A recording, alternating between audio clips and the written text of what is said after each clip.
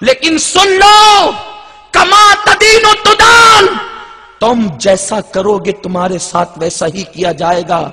کسی کی بہن کو پارک میں لے جانے سے پہلے اپنی بہن کو یاد کر لینا، کسی کی بہن کو دھکا دینے سے پہلے اپنی بہن کو یاد کر لینا، کسی کی بیوی سے فون پر شہوانی گفتگو کرنے سے پہلے اپنی بیوی کی آبرو کو یاد کر لینا، کیونکہ یہ جملے میرے رسول کے ہیں، کما تدین و تدان، تم جیسا کرو گے تمہارے ساتھ ویسا ہی کیا جائے گا۔ دوسرے کی بہن کے ساتھ افیئر کرنے والے، تیری بہن بھی کبھی محفوظ نہ رہے گی۔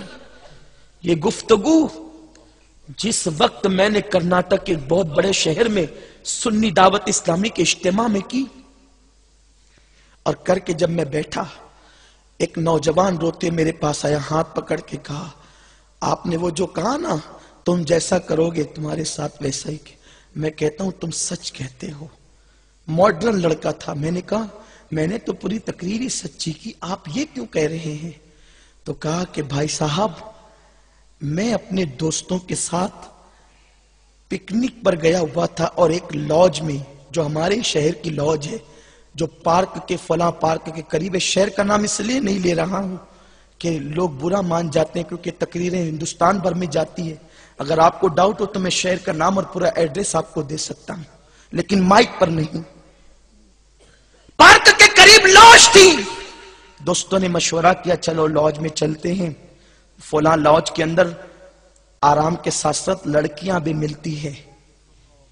جب وہاں پہنچے تو مینیجر سے کہا کہ کتنے وقت میں تم لڑکیاں فراہم کر سکتے ہو؟ بڑی معذرت کے ساتھ علماء سے معذرت چاہتا ہوں، نشتر جو لگاتا ہے وہ دشمن نہیں ہوتا، یہاں نہ کہوں تو پھر کہاں کہوں؟ یہ دستور زباں بندی ہے کیسا تیری محفل میں، یہاں تو بات کرنے کو ترستی ہے زباں میری، کچھ کہوں تو کہاں نہیں جاتا، چپ رہوں تو رہا نہیں جاتا، دل کے جذبات کہتے ہیں کہ ساری باتیں کھول کے رکھ دی جائے۔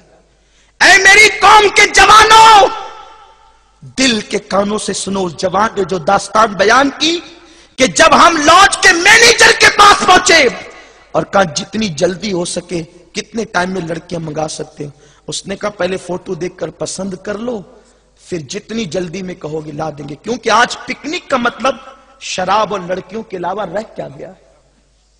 جہاں نوجوان لڑکے پہنچے، بالخصوص قوم مسلم کے جوان، اس لیے کہ صلیبی جنگوں کے بعد انگریزوں نے یہ طے کیا ہے کہ میدان جنگ میں مسلمانوں سے نہیں لڑنا، اب اگر مسلمانوں سے لڑنا ہے ان کو شراب و شباب میں ڈبا دو، یہ قوم کبھی ہوش کے ناخن نہیں لے سکے گی۔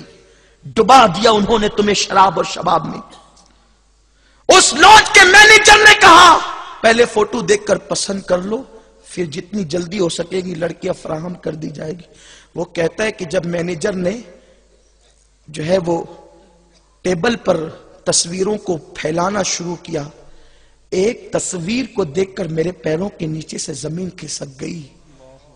میں نے کہا وہ کیا تھا؟ کہا کہ ان تصویروں میں میری اپنی بہن کی تصویر بھی تھی۔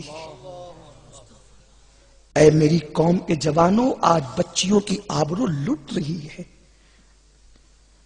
مسلم بچیوں کی عزت بکریوں سے زیادہ سستی کر دی گئی ہے۔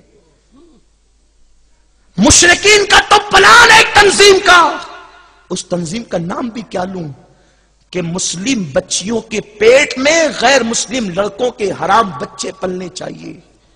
باضابطہ طور پر وہ اپنی قوم کے لڑکوں کو اسکول اور کالجز میں اس لیے بھیجتے ہیں تاکہ تمہاری بیٹیوں کے پیٹ میں ان کے بچے پلے۔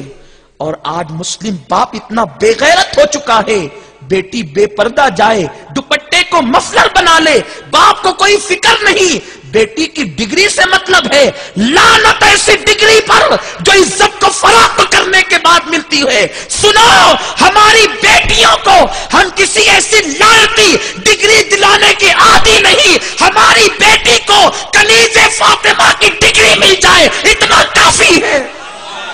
میں یہ نہیں کہتا کہ بیٹیوں کو کالج نہ بھیجو، ضرور بھیجو، ان کو ڈگری ضرور دلواؤ، ہم منع نہیں کرتے، لیکن غیرت فاطمی کے ساتھ بھیجو۔ اور غیرت فاطمی کیا ہے؟ سیدہ